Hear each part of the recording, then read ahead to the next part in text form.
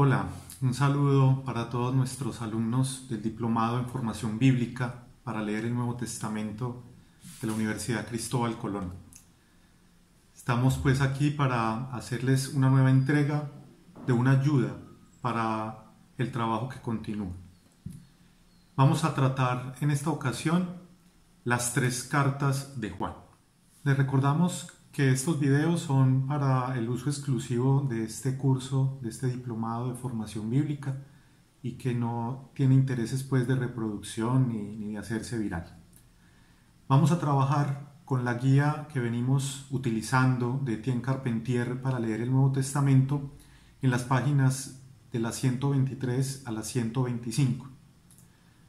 De igual manera puede ayudarnos el texto que el padre Alejandro Solórzano nos ha proporcionado de Gianfranco Ravasi, de la Biblia en un fragmento, de las páginas 259 a 262, donde Ravasi trabaja un fragmento de cada una de las 3 cartas, haciendo un comentario muy interesante que puede complementar nuestro estudio. Como acostumbramos a hacerlo, pues empezamos mirando un poco el autor de estos textos que vamos a leer y un poco el contexto en el que se escribieron y las comunidades cristianas que dieron lugar a la formación de estos textos. Entonces, en primer lugar, se atribuyen a Juan de la misma manera que el cuarto evangelio y el Apocalipsis. Estos 5 textos, el evangelio de Juan, las 3 cartas de Juan y el Apocalipsis, pues corresponden a una tradición de los primeros años de la Iglesia que luego dieron lugar a los textos. Hablamos de una tradición entendida como en conjunto de un anuncio, de una manera específica de anunciar el Evangelio. De esa manera, en el Nuevo Testamento hablamos de la tradición paulina, que cronológicamente fue primera, donde dieron lugar pues a la aparición de las cartas de San Pablo y también aquellas cartas que se consideran posteriores a San Pablo pero que están dentro de su misma tradición que ya estudiamos. Luego está la tradición sinóptica, la tradición que dio lugar a la formación de los evangelios sinópticos y también del libro de los Hechos de los Apóstoles, que como sabemos está en continuidad con el Evangelio de Lucas. Otra gran tradición sería esta que se atribuye al apóstol Juan o a lo que se llaman en general las comunidades juánicas. Propiamente ninguno de los 5 textos pues está firmado directamente por el apóstol Juan. El Evangelio constantemente dice que ha sido escrito por el discípulo al que Jesús tanto quería y que nosotros identificamos con Juan. Estas 3 cartas que vamos a trabajar ahora, la primera es anónima y las otras 2 están firmadas por un Juan que se hace llamar el presbítero, el anciano. Y en el Apocalipsis, que lo estudiaremos luego, se atribuye a Juan el vidente, el profeta. En ninguno de los casos se habla específicamente del apóstol Juan. Lo que sí está claro es que estos textos están emparentados, sobre todo el cuarto evangelio y estas 3 cartas tienen un contenido similar en la terminología, en la manera de hablar de Jesús y de la vida cristiana, como con unos mismos conceptos que vamos a ver ahora, de luz, de verdad, de amor. Entonces por eso se atribuyen como a una misma tradición. Una tradición que normalmente se ubica en las iglesias de Asia Menor, centradas en Éfeso. Entonces de allí es de donde van a surgir estas cartas. Se ha discutido si las cartas son anteriores o posteriores al cuarto evangelio. La verdad es que su fecha de datación pues es incierta, pero muy cercana. No hay manera de saber a ciencia cierta qué fue primero, pero que hay una gran relación, la hay. Un primer contexto que nos ayuda a entender el sentido y el contenido de estas cartas es que se habla de un grupo que se ha separado de la comunidad, un grupo que ha empezado a anunciar un evangelio diferente, una idea distinta de concebir a Jesús. Ya los hemos conocido antes cuando vimos el evangelio de Juan, y son los gnósticos. El gnosticismo, recuerdan, pues negaba la encarnación. No podía concebir que si Jesús era el Hijo de Dios, pues se hubiera hecho carne. Por eso es que el Evangelio de Juan en su prólogo hace ese énfasis en que el Logos, que estaba en el origen con Dios y que es Dios, se hizo carne y habitó entre nosotros, afirmando, resaltando la experiencia del cristianismo de la encarnación.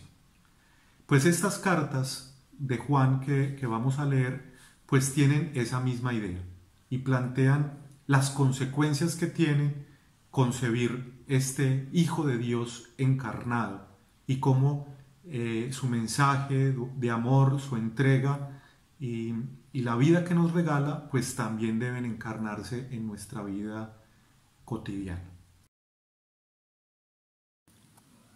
Podríamos resumir el mensaje teológico de estas cartas, especialmente de la primera, con estos 5 puntos. Hay una centralidad del misterio redentor. Dios Padre nos ha dado a su Hijo como Salvador y al mismo tiempo nos ha dado a su Espíritu. También hay un énfasis especial en la afirmación de que Jesús es el Mesías, es el Hijo de Dios y que ha venido en carne. También se muestra que la fe y el amor son la síntesis del cristianismo. Aparece la comunidad cristiana como ungida por el Espíritu Santo. En estas cartas se habla de la promesa de la vida eterna y pues obviamente se plantea la escatología futurista, una segunda venida de Cristo, pero se considera que ya está presente en el don de la comunión. De esta comprensión del contenido teológico de las cartas de Juan, yo quiero invitarles especialmente a que las lean, tal vez por primera vez. Hay algún texto que es muy conocido de la primera carta de Juan, que es esa definición hermosa de que Dios es amor, que es como la más famosa. Pero sería bonito como leer las 3 cartas y ver como la relación que tienen y este mensaje que transmiten. Son muy breves. La primera carta pues tiene 5 capítulos, pero no son extensos. Y las otras 2 cartas, ustedes las van a ver en sus Biblias, son media página. La segunda carta de Juan tiene 13 versículos y la tercera carta 15 versículos. Yo aquí me voy a centrar en darles una guía como una estructura centrada en la primera carta, que es un poco más compleja. La primera carta de Juan en general se presenta como un testimonio, como una invitación a la comunión con Dios y a la comunión con los otros. Y entonces esta primera carta, que está destinada pues a circular entre las comunidades de Asia Menor, la podríamos dividir en 5 partes. En la primera parte es pues el prólogo que plantea estos criterios y formas para vivir la comunión. El primer criterio y forma está centrado en la expresión Dios es luz y por tanto la invitación a vivir en la luz. Esto pues se traduce en unos comportamientos concretos de alejarse del pecado, de mantenerse firmes en la fe, amar a los hermanos, preferir al Padre antes que al mundo. Pero todo esto pues como consecuencia de la afirmación de que Dios es luz. La siguiente parte plantea otro criterio y forma para vivir la comunión que está centrada en la expresión Dios es Padre y es justo. La experiencia de que Dios nos ha regalado ser hijos y por tanto se trata de vivir como hijos de Dios.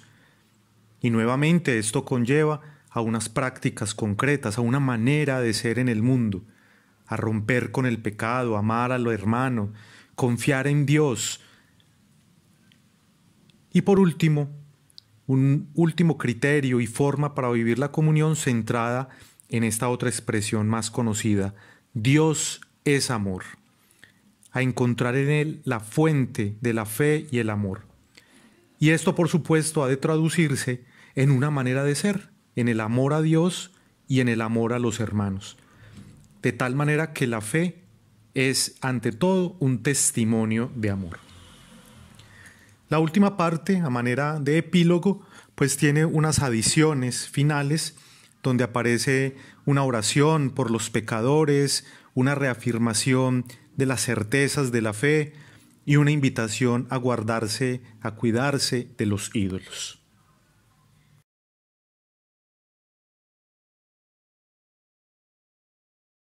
Ahí tienen pues. Espero que esta pequeña, breve, sencilla introducción sobre las cartas de Juan les ayude a incursionar en esta lectura de estos textos que son tan importantes para nuestra tradición cristiana y que a veces pues pasan desapercibidos y son poco conocidos. Y espero pues que les ayude, que les guste, que les traiga luces sobre su propia experiencia y siga ampliando su concepción y su panorama para leer el Nuevo Testamento. Hasta una próxima.